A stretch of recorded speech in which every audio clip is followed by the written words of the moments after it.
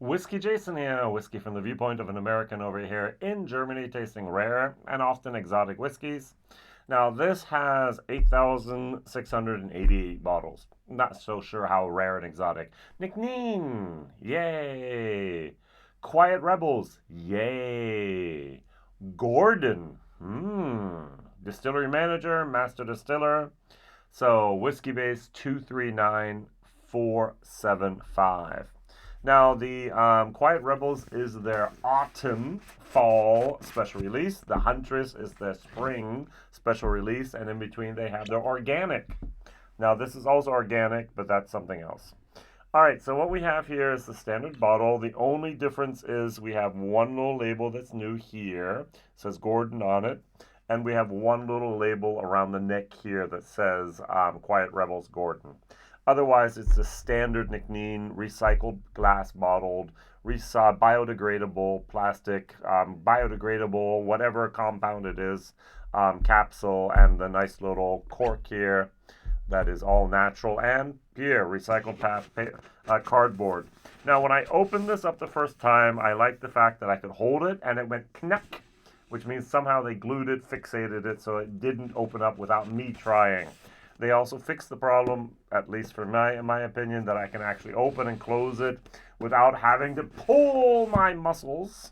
That is a possibility. What I really enjoyed is here we have information about Gordon, about his dog named Barley, about what he likes to do. He used to work for a big company called Diageo, almost 23 years. And what I found was very, very interesting is even this, the cap, there is no mention here of Gordon on the front, but on the back there is. And you have a QR code, and they are here B certified.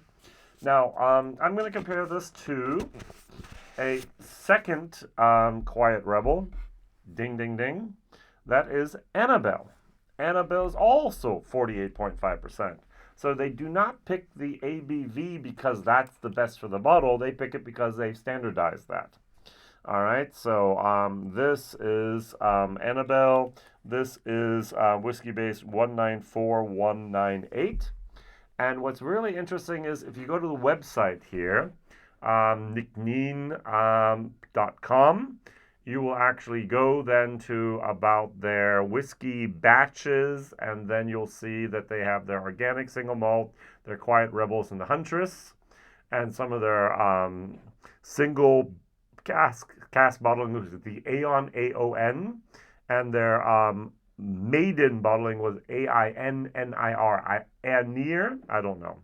Let's do the Quiet Rebels, and let's go over. We have the Annabelle, which I have, the Lorna I did last time, and the Gordon. So we have here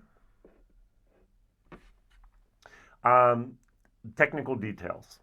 So we have the casks filled between September 2018 up until July 2019, and then they black it out. We have to hide this as Scotch whiskey regulations only allow us to show the age of the youngest part of the whiskey. How can you show July 19 and September 18? That's a difference. But you have to black something else out that's even older. All right, and what I would like to know, I'm all for transparency. As much transparency as you can give me. Percentages, please. How much of this was made 2017 or the beginning of 18? How much was it made in September 18? How much of it was made 2019? So basically, I have to go for the youngest whiskey, so this was made 2019. It was bottled, and then it says here August to September 2023. So I have a 4-year-old whiskey. Very good. Barley, 100% organic, Scottish. Good, but what type of barley? Is it Concerto? Is this Odyssey? Is it, I don't know. What is that barley varietal? And then they talk about the yeast, which of course is very typical and normal for any distillery that Jim Swan ever had his fingers in. We have two. We have the Anchor and we have the Fermentus. So the Anchor is a little bit, if I remember correctly, one of them is faster yeast, and the other one's a longer yeast. So the first one gets a lot of it going, and the other one acts a lot longer. How long was the fermentation time? We would like to know. All right, so it was bottled at 48.5%, and it's natural color and non-chilled filtered. So we have a total of 8,688 bottles here. If I go over to the, wow, to the, oh, I have it twice now. Gordon, so I have to go back here to Annabelle. 1 second, Annabelle. So Annabelle, we only had 4,504 bottles. And we have here also 100% organic. We have bottled between September 2021 and September and October 2021. And then we have here the casks were filled between February and May of 2018. So, but still it's 2018 and blah, blah, blah, blah, blah. And we have the yeast, we have Anchor, we have Fermentus, and we have Mauri and Chardonnay yeast in there. So here we have the casks mix. 64% ex-bourbon. Those are the lead casks. Here we have the lead casks, 74% STR casks. STR, shave, toasted, recharred, red wine casks. Here we have 19% ex-sherry casks. What type of sherry? Is it Amontillado? Is it Palo Cortado? Is it Oloroso? Is it Pedro Jimenez? Is it Muscatel? Is it Manzanilla? What type of sherry? We would like to know. Over here, we actually had a nice little 22% of ex-Tokaja. Tokaja is a white sweet wine from Hungary. We had 7% red wine casks over here, and we have 7% Pedro Jimenez sherry hogsheads casks. That's information. We like that. What type of sherry? Oloroso, Pedro Jimenez. You gave this information to us with Annabelle. Why not with Gordon? My personal opinion.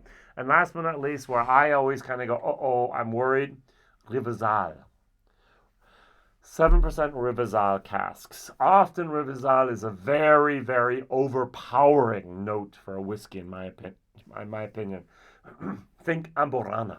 Not the same flavor profile, but the same intensity. Amburana will really, really take over the whiskey, and in my opinion, often Rivesaltes also takes over. So Rivesaltes, Riversaltes, a French sweet wine. Maybe you saw my video here about a German whiskey called Elsburn that did a full maturation in Rivesaltes, and I hated it until I put so much water in, I took it down to 35%. It's like, oh, now I get it. It was so flavor concentrated, so intensive that it was just too much. And I'm getting here a little bit of that as well. All right, so had a little bit of time in the glass. If you look at the thing, of course, the ex-bourbon are less, give less a color to the casks as the STR. The new char, the shave, toasted, and recharred really helps a little bit of whiskey. The Coswolds had a wonderful Founder's Choice STR cask. Loved it. It was 60-some%. It was fabulous. STR, ex-sherry, Rivesaltes. Let's smell. Now on the nose, this gets a little bit difficult. There is a youth here. It's 4 years. This is 3 years, by the way. 3 years, 3 months, 4 years, 4 months, basically. But I get that Rivesaltes. I get a little bit of a sweet wine moment, and I get wood. I get barrel char a little bit. A lot of malted barley and a little bit of yeast. Annabelle smells more like a whiskey. This smells like something this is like at the moment I'm doing a mega German single malt blind tasting where I have 18 different distilleries, 18 core range products from Germany, single malt. And the majority of them are way too young. They're a little bit over oaked. Too much cask and not enough time. They're still figuring out how to do it, and that's what this smells like. This smells like they're still figuring out how to do it. This smells with the Annabelle. Oh, they know what they're doing. This is interesting. I like this. This is good. This is a C. This is a C minus on a good day. Almost a D plus. Let's try it.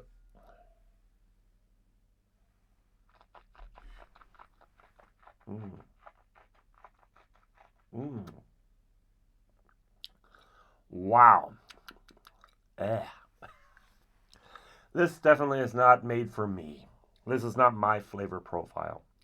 There's a bitterness there's a sourness and there's a concentrated herbal or herbaceousness going on here that I dislike. In my German video, I took it down to like 30% ABV, added a lot of water, and it became tolerable. But at 45.8%, it's not even tolerable for me. I've had a lot of different STR cask-led whiskeys in my life. No, not this. This is actually, in my opinion, more led from the Rivesaltes than anything else. Here we have the Tokaji that comes in and really helps a lot. This helps a lot. The bourbon, the Tokaji, and a little bit of Pedro Jimenez to round that out. This was expertly Annabelle made, done, and created.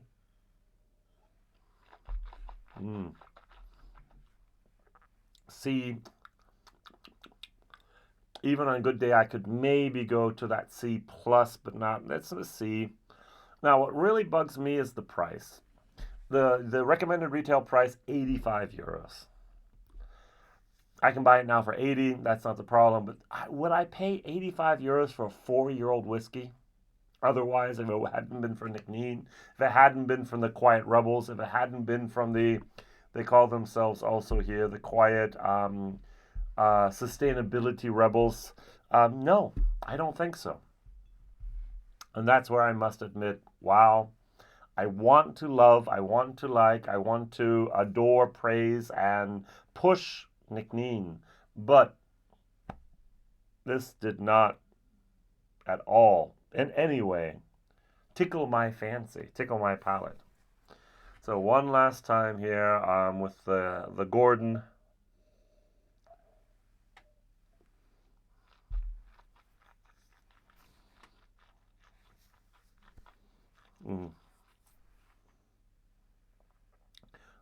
The mid palate and the aftertaste are just not what I, from a whiskey, expect. I get the yeast, I get a little bit of a barrel char, I get that herbaceous moment, I get the Rivesaltes. I think I have an aversion to Rivesaltes. That's just my personal opinion at the moment. And my question of the day is, I have two. What is your favorite Nc'nean product you've had? I'm going to give this for taste C minus minus D plus plus. I'm going to give this for, it should be a D plus plus, no C minus minus. Value for money, a D minus. As I said, I cannot recommend it. This is something you need to try before you buy, in my opinion. I bought it before I tried it. Buyer beware, I guess. What product from Nc'nean did you like so far? They have, I went online to their products here, and I don't understand a little bit. All right, I go to their website. I go to Whiskey Batches. We have the organic single malt. I used to understand that they had 18 different batches, so batch 1 to batch 18, and then it went batch RA, and then it went batch BU, and then it went batch RE, and then KS, and then BR, and we have RA8 and BU6 and RE16 and KS17 on BR12. It just doesn't make any sense anymore. There's no 19. And then it goes SB20, and no word do they describe here what SB means. No word did they describe what, at least on their website they don't here, their own website, what the BR stands for. And that's just something a little bit where I'm kind of, I want transparency and I want understanding and I want to be able to understand what people are trying to do and how they're trying to do it. Nc'nean does an excellent job of showing us their sustainability. But at the moment, WhiskyJason, I have the feeling that they are not helping me understand what their single malt scotch is about. I think just this week, with this bottling, I finally understood, now it's a third bottling, that the Huntress is the spring limited release. We've had the Huntress 2022, and we had the Woodland Candy, which I've tried. We have the Quiet Rebels, which is the autumn limited release. I've tried all of them. The Annabelle, the Lorna, and the Gordon. I did not know that it's a autumn release until just this year. And then, as I said, the single malts really just um, don't aren't intuitively understandable what the batches now are. And the batch size has changed. If we go back batch number 1, you'll have here 5,000 bottles. If we go to batch number, so it's the SB20, we're going to have 10,000 bottles. And also every time the cask mix changes a little bit as well. And I, as a consumer, think that I should be able to, on the website, understand what's going on at the latest, and on the bottle, I should be able to understand it at the earliest. And neither nor are given for me. And I just disconnect. It's like, hey, I really want to, and yet I do not have the feeling that Nc'nean is making it understandable for a whiskey geek like myself to actually understand what they're doing while reading their website. And that's where I just kind of go, oh, they're losing me. So, not just from the flavor profile, not from the price, but actually from the information transparency policy that they're having here, just they're losing me. And I think that's a shame. So, what's your opinion, Nc'nean? What's your opinion of your favorite bottle? And what Rivesaltes bottling have you had where you've gone, oh, that's nice. I'm missing that in my life so far. WhiskyJason here, whiskey from the viewpoint of an American over here in Germany. A little disappointed, a little bit disillusioned at the moment, and looking at the future of Nc'nean and going, why should I buy another bottle? Thank you very much for watching, liking, subscribing, and telling others about me, and telling me also about here the Nc'nean that you like. See you soon. Bye-bye.